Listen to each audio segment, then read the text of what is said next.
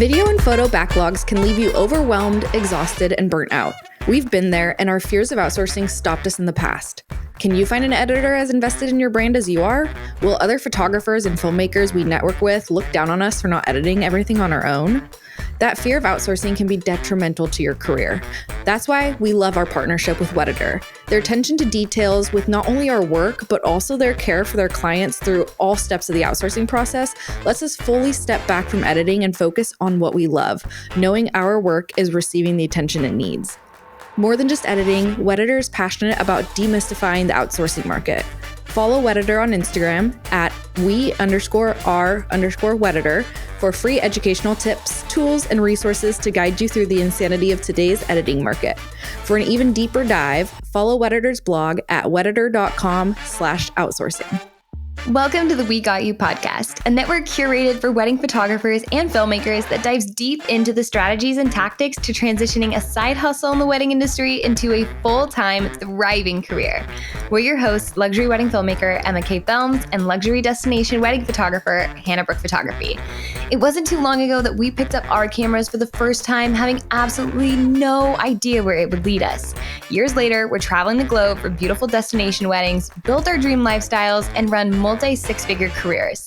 It didn't happen overnight and it wasn't easy, but it is attainable and so worth it. And we're ready to teach you our strategies.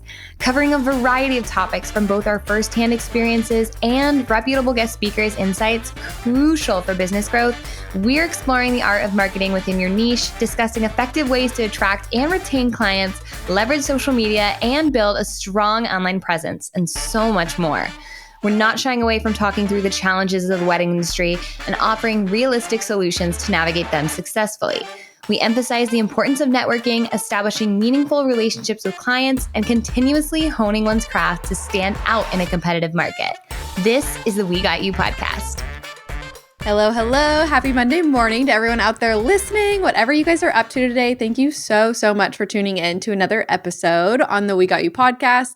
We're honestly so excited to deep dive into today's episode because recently I feel like we've had a lot of episodes about, finding your ideal client, whether that's in the elopement industry, destination, luxury, whatever that looks like for you. And today we're going to kind of be taking it a step farther and going to chat about how to market to those clients and just really how important that portfolio is in building that to do the marketing for the clients that you want to be able to book. So all of that being said, we're so excited to have luxury destination wedding photographer and videographers Emily and Dryden on here today from Wild in Rome. How are you guys doing?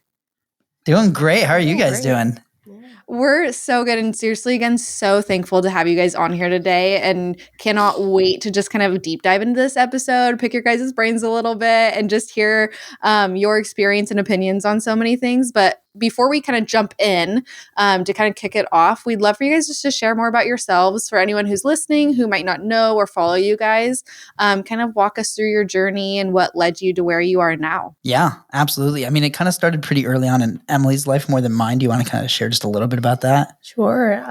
When I was like 12 years old, my dad gave me a camera.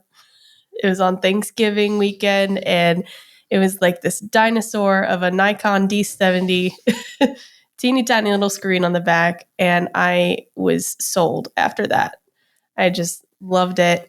And really, the passion for that never really left. Yeah, and then you went to college. I ended up going to college and getting a degree in video production, actually. Which is funny because she's the photographer. I love that. Yeah. I don't know. At the time I was mostly self-taught, and I just really felt like I didn't necessarily need a degree in photography. But video production had really interested me. So I wanted to just make myself more well-rounded, learn more about the equipment and all sorts of things. Fast forward to getting married. Yeah, we got married, and we got married in 2020, and I had a business that went down with COVID and everything. And so I just got another job doing some stuff with some sales stuff with an old professor of mine. And Emily was trying to come up with some stuff to do on the side for fun. So she was like, hey, I think I'm going to try to get into this wedding thing. And so she started looking into it. And then after like just a few weeks, she was like, hey, this is a lot of work. Do you want to do it with me? Need your help. And I was like, sure, let's do it. And I had never really like shot with a camera or anything. So we spent that first weekend just sitting in our guest bedroom. We had all these whiteboards up, and she like drew out all the parts of a camera and like aperture, explaining to me what aperture is and shutter and all those different things. And just kind of gave me a crash course that weekend on how to use a camera, basically. The following week we shot our first wedding. Yeah, we actually had a friend who was getting married, and we had heard through the grapevine that they didn't have the budget for a videographer. So we were like, hey, do you think like as our wedding gift to you, we could come shoot your wedding? And she was like, absolutely. So we went, I shot my first wedding a week after learning how to hold a camera. So I love that. That week was probably the most intense week of your life, trying to figure out how do I film with a camera and how do I shoot a wedding in 7 days. It was wild. I mean, learning from audio, and then like it was a lot of like stuff because I didn't know much about like cinematography either. So I pretty much just found a bunch of wedding videographers who I really admired and like studied their shots. And I was like, okay, why would they take it from this angle?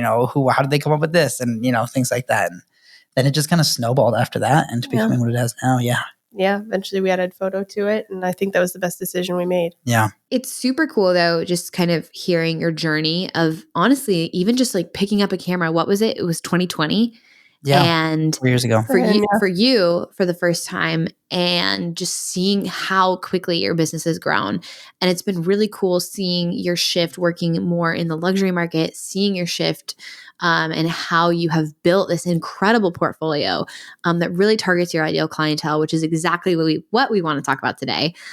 So with that being said, to kind of just get an idea of your process, like who would you say today in 2024 is your ideal clientele? Yeah, absolutely. So we definitely cater more towards luxury destination weddings. We love traveling a lot and going all over. And then the weddings themselves, the couple, we love working with couples who, one, are very fun. Like we love kind of being about the party, the dancing, and having all that time. But also couples who are really passionate about kind of investing some time in their wedding day to create some art together and have some fun, like doing little Vogue, chic, glamour photo shoots and like kind of creating those moments together. So we really love doing that with our couples. When they're into it. Yeah. When they're kind of just let us get creative and have fun and go kind of create some of those magazine cover type things. We love to tell our couples that like they should feel like they belong on the cover of a Vogue magazine when they're looking through their photos. So, finding couples who really are big into that and that fun and the party and all that stuff. Yeah. Yeah. And I don't know about you, but I've really enjoyed working with influencers and, people involved in reality television. We've got a couple of those coming up this year. And so I'm really excited to be working with them and their planners. And everything. Yeah. Those are we've really loved working. We have a wedding in a little under a month with a musician who's touring in China right now, which is super cool. And then we have another couple whose wedding we're doing in our November, and they're actually on this season of The Amazing Race that's airing right now, which is super fun. And I'm watching that right now. Okay. Really? That's amazing. And also how cool too, like that you guys are having clients that are picking you because they're so on brand. Like they already know that they want that style, and it's so evident in your work, like you were saying with like the magazine cover, and like we want you guys to feel like your best, like you are a celebrity regardless of if you are or if you're an influencer or whatever your role is, because you can see that in your work where like honestly I probably wouldn't even be able to tell if it was a normal person or a celebrity because you guys make them all look like they are truly someone that you need to know. So I think that's amazing. We appreciate that. Thank you. Yeah. How would you guys say, because I know that you guys started and kind of like grew this business kind of with videography, added in photo. How would you say like that your portfolio has changed over time, from when you first started in 2020 and we're kind of like learning the ropes and everything to then where you are now with luxury clients? What are some of those noticeable shifts that you have intentionally implemented in your portfolio to book those clients? Yeah, I mean, early on, it was very much post everything you can get your hands on. It was share and post every clip we can get, every photo we can get. Especially like our goal was making really cool looking content, regardless of if it really had like a direction or aligned with a certain brand identity. It was just like, oh, this looks really cool. Let's post it. Especially during our social media growth phase. Yeah. Like that was just post. Yeah, post. very much quantity over quality early on.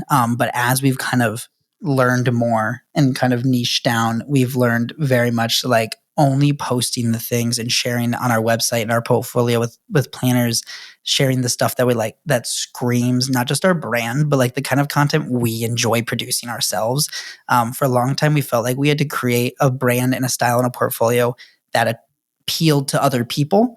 And when we learned that we could create a style and a brand and a portfolio that appeals to us, we would find way more joy in like creating that work and then allow that to attract the kind of clients that really resonate with that portfolio. So there was just a lot more it just kind of resonated all around with us and the clients, and just allowed for more creativity and more kind of fulfillment in our work. Definitely. The freedom to go ahead and niche down into the style that I really wanted to see from my weddings was amazing.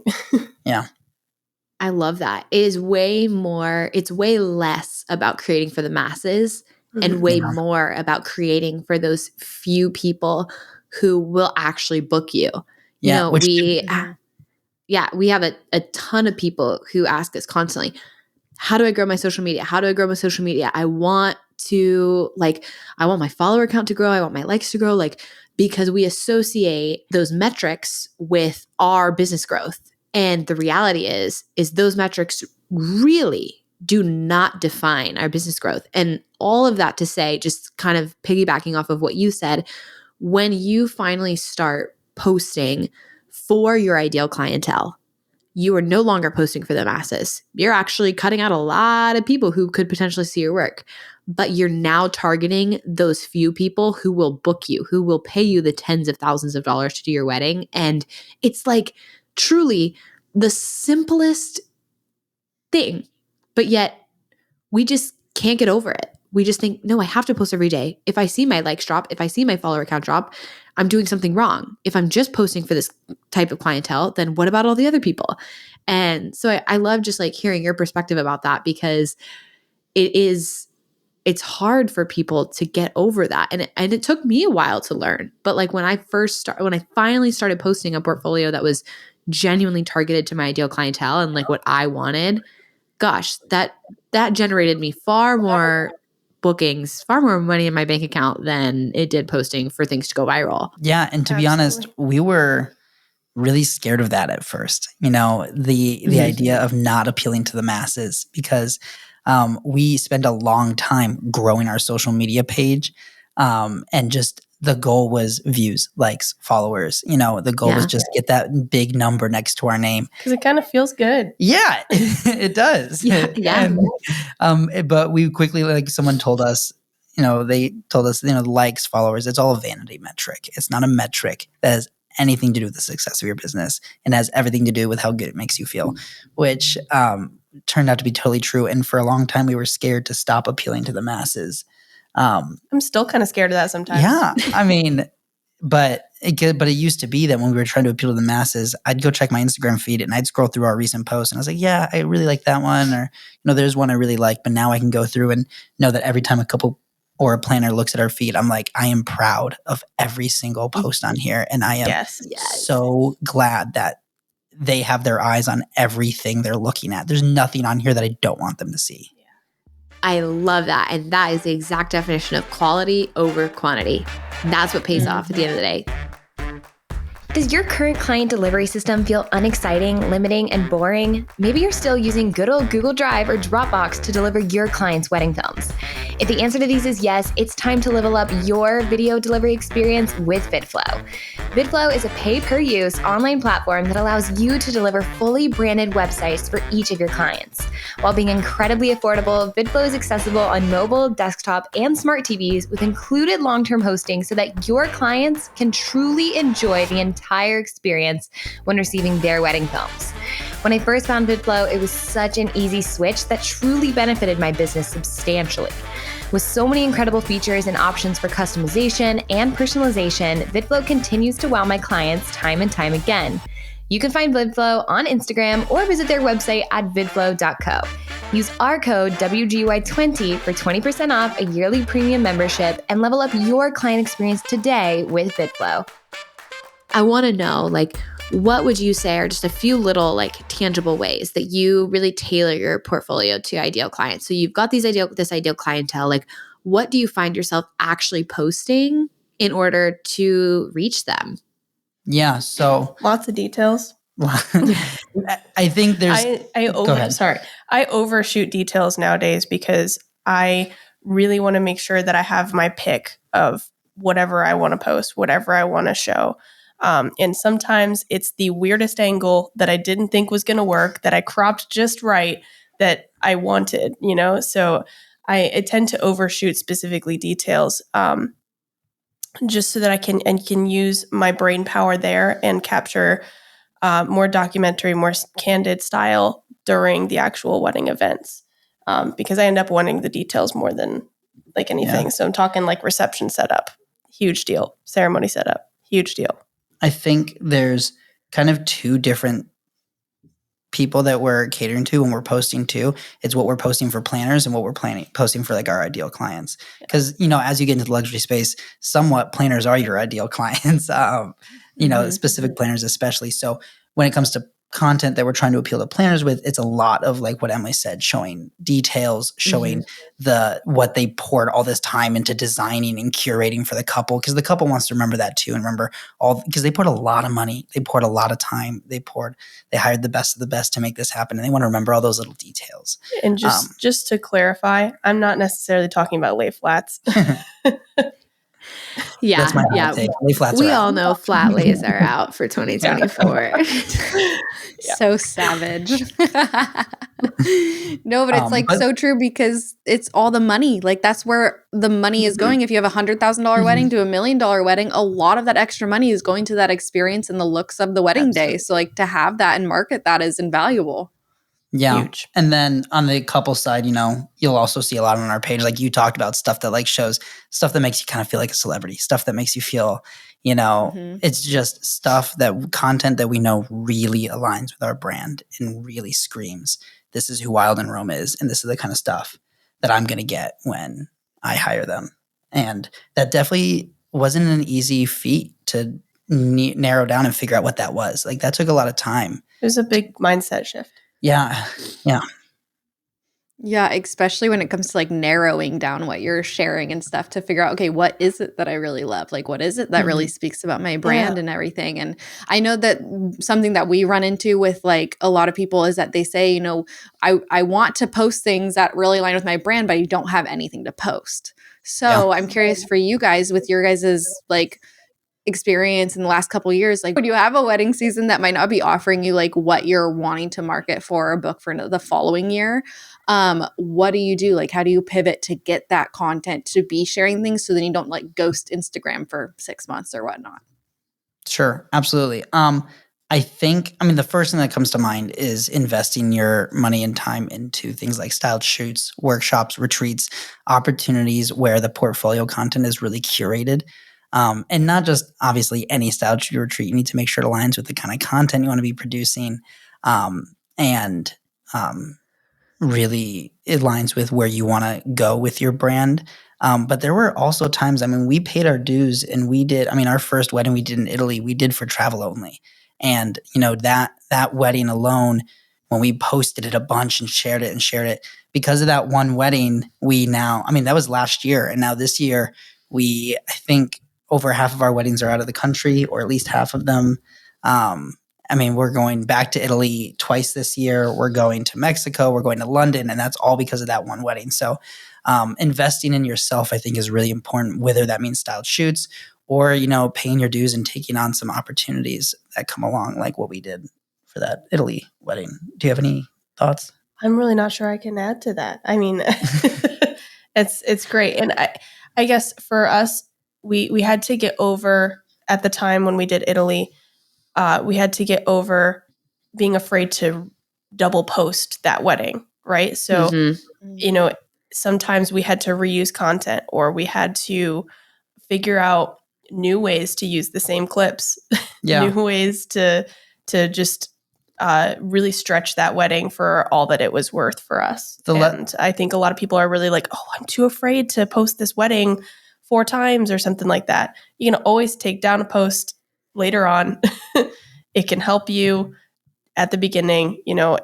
reusing content is not something that should be super scary. Yeah, one of the things we learned very early on when we were using that content was we are not posting this content for the people that already follow us. We are posting this content for the people that are not following us yet, and we want to find us. So when you get that perfect shoot, when you get that perfect opportunity, milk it and use it, because you can always adjust your feed later and curate that. But getting that content out there for them to see was really key for us. Yes. And I think it's so crazy looking at it, because from the outside perspective, we can get so caught in our heads of like, well, photographers have so much more to post than videographers. We just don't have as much, but we can have just as much. You don't see a photographer posting of this like 1 or 3 different shots of the same detail. No, like they're not doing that either. Just because they took 10 photos of like the detail, they're not sharing all 10, right? But they're sharing multiple moments, and we forget, we think in our head like, oh, I have to build this cinematic trailer. I have to build this highlight film to show. I have to build like this big grand masterpiece of a film to show. And like specifically for videographers, like you don't have to do that. Showcase moments. Even for photographers, it's like you don't have to build one carousel of the entire wedding. Like pick moments, show moments, and you can reuse, you can use, make that content stretch for weeks, for months, for a year if you want to. I even know like when I was transitioning to get into just the high end market, I did like 3-4 styled shoots that I like 3 styled shoots that I really aligned with, that knew were going to get me into building that portfolio for my ideal clientele. And I made that stretch. I made that stuff work for an entire year of like, this is what I'm going to like post on my social media and scream. And that's what got me the bookings that pushed me into the market that I wanted to get into. So I honestly like can't agree more of just like really like being okay to reuse things, being okay to make things stretch, finding moments, and then really finding those style shoots and workshops and retreats that you really align with. Don't just go because your friend is going. Like really find something that is going to help you build your exact portfolio that you're going for. What would you say is maybe a mistake or two that you have seen people do in their portfolio that can turn luxury clients and planners away from their work? Yeah. I mean, I have a couple of thoughts. I want to give you a chance to talk too, but I'll go. I'll go. That's okay. I'm still forming. Okay, that's fine. So. I would say the biggest, and this might be a simple thing, but and this might be a personal opinion, but posting almost just portraits. Like people get really caught up with really loving these shots they have of the couple, these beautiful shots of the couple, and they are beautiful, and that's great, and people need to see them. But when planners, especially planners, because when we're talking luxury industry, you're appealing to couples, but you're really, really talking to planners as well. And when they can't see how well you'll be able to capture their vision, when they can't see how well you'll be able to capture their work and their design and what they've implemented for this wedding, they are not going to have any reason to think that they can trust you to do that for their couple, especially when the couple is pouring so much money into this event. They need to know without a shadow of a doubt that you're going to be able to show up, capture it, everything well, not just the couple. So when I see a lot of photographers just posting these portraits and then getting frustrated why they feel like these planners aren't paying attention to them, it's because the planners aren't really seeing what they can do with that design that they're there to capture. Right. And along with that, like too many close-ups in a place that's beautiful. Like it's awesome Joshua Tree album, and we start off with literally just the couple's faces or just their hands or something like that. And you're saying, I'm here in this beautiful place, but I can't show it off well enough. Yeah. Yep. So. I could not agree more. Yeah. And I was going to say, we've all been there too. That's the funny thing is like, I think back to the first couple years and I was like, yep, that was me. I just thought the bride and groom photos were like the best thing into the entire world. There was nothing better that you could post. And that's all people wanted to see. Yeah. And so it's so funny hearing that because it's true. And hopefully a lot of people listening are kind of like taking a second look and kind of looking at their feed and their website and everything with a new set of eyes, fresh set of eyes, and kind of reevaluating like, am I showcasing what I need to be for those clients that I want to attract? Yeah, and shout out to Runaway Vows, by the way. Jake and Nate, awesome. I remember hearing a story from them a while ago that kind of hit me. They talked about their buddy who, when he was super pumped, he got this chance to go shoot in Banff and shoot this up in the mountains, and it was beautiful. And then after he got back and looked through all the footage and everything, he realized, I shot it all on like 1.2, 1.4 because I just thought that's what looked best and didn't even show off the background, didn't show everything off behind him, and kind of learned that lesson right off the bat. Like, you know, it's okay not to have it shoved down to 1.2, 1.4 the entire time and, you know, take advantage of showing off the background. I remember hearing that story and that was like definitely good to keep in mind. Yeah, definitely. That like, oh, that makes me so sad. But like, again, we've all been in some kind of situation like that. And it's just like, Totally. hopefully we can look at it with the new set of eyes and can kind of pivot. Kind of on the flip side of that, what would you guys say are like a few pieces of advice that you would give to someone who is wanting to enter the luxury wedding industry and build a portfolio that really attracts those kind of clients? Like what kind of advice would you give them? Maybe like one or two pieces of advice for building that kind of portfolio? Yeah. I mean, for me, I've done a lot of research on what the photographers are shooting who are where I want to be, right? So I'm going to go look at their portfolio, and I'm not going to copy, absolutely not going to copy, but I'm seeing, okay, this is my favorite angle of this. I can do something that's really similar, or that's something that gives the same feeling. I can create art that has this same vibe. But it is still my own, right? So I'm looking at what other people are doing who are where I want to be, because there's always somewhere that you're aiming for. There's always somewhere that you want to grow for. And so that's personally what I like to do, is I like to take inspiration from others. Yeah, something we kind of say around the house a lot is don't reinvent the wheel. You know, there are people that are succeeding in the space that you want to succeed in, and there's a reason why they are succeeding. Go look at what they're doing. See what kind of work they're sharing in their portfolio. Are they showing more details? Are they showing more portraits? Are they what are they showing off? And really allowing yourself to kind of learn from other people in the industry that are where you want to be can be great without copying, like you said. Again, we do not condone stealing others' work. And then the other thing, and this isn't necessarily isn't towards portfolio building, but I mean, start networking as soon as you can. You know, that is one thing we always wish we had started doing earlier, which was, you know, networking with planners and networking with that whole industry. And because not only did that help with marketing, but networking with planners, as we've done more of now, has also helped us learn more about what they want to see in our portfolio and has helped us curate our portfolio, because we get to have those conversations with them of like, what are you looking for? What really appeals to you? And so it's been pretty big as well. I love that. Well, honestly, cannot thank you enough for being on today's episode. Can't thank you enough for sharing, just really talking about creating that portfolio that is going to market to your ideal client, because I think so many of these things are like, again, like they've happened to all of us. We've all been in those situations. Like I remember my Instagram looking like just craziness, right? It was like not showing off the location, not showing off wide shots, just focusing on the couples. And like they really are small, very tangible. They are very tangible steps. They are steps that you can literally walk away from today and make those changes in your marketing platform. So yeah, can't thank you enough for just sharing your experience. And we'd love to kind of, just to wrap it up, have you let us know, have us give you your Instagram, have us give you your website, and any education for those who aren't following you that you do offer. We will plug everything into the show notes below, but just for those who might be listening on the go and not looking at their phones, we want your website, Instagram, and any education for those who aren't following you. Absolutely. This has Dryden written all over it. All right. I'm Mr. Social Media guy. wildinrome.co everywhere. Website, wildinrome.co. Instagram, wildinrome.co. wildinrome.co everywhere. And then we do, on our website, you'll see we have a creators section that talks about our education, our mentorships that we do with awesome creators and get to kind of come alongside them and help them grow their business. And we also have a new line of retreats that we're actually doing right now. First one's this August. It's a Mediterranean cruise retreat where we're going to be able to actually go stay on a cruise as a group and get content from all the different cities and venues we port in. So we're going to be going through Spain, France, and Italy, getting content from all around Europe.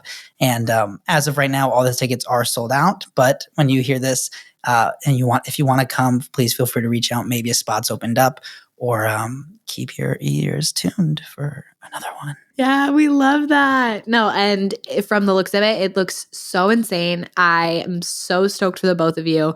And it's been incredible just like being friends in this industry and like really just community over everything. And we both are so stoked for everything that you're doing. Again, we'll put everything in the show notes, but thank you for everyone who's listening to another episode of the We Got You podcast. And we will see you again next week. Thanks for listening to another episode of the We Got You podcast. We would absolutely love it if you could take an extra minute to leave us a review and let us know what you think. DM us a screenshot of it and we'll send you a coffee on us. If you want access to an exclusive community, rad freebies, giveaways, and wedding referrals, then join our Facebook group today. Also, if you aren't already, subscribe to our YouTube channel and make sure that you're following along on Instagram at WeGotYou_podcast to stay up to date. We'll see you next week on the We Got You podcast.